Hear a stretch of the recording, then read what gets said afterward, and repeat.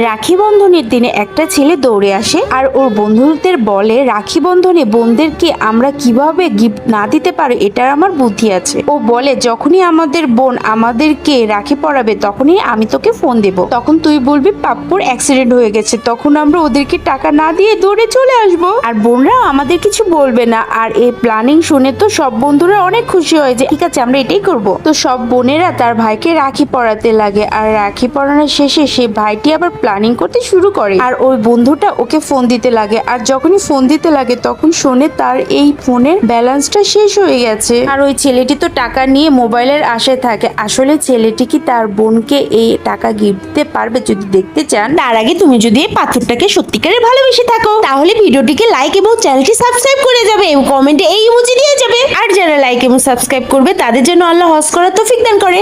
আর ছেলেটি তো শুধু ফোনের আশায় থাকে আর এই টাকাটা বোনের কাছ থেকে শুধু আড়াল করতে থাকে। আর তখনই বোনের প্রচুর রাগ ওঠে আর বোনটা থাপ্পড় দিয়ে দেয় আর সব ভাইরা সাথে সাথে টাকা দিয়ে দেয়।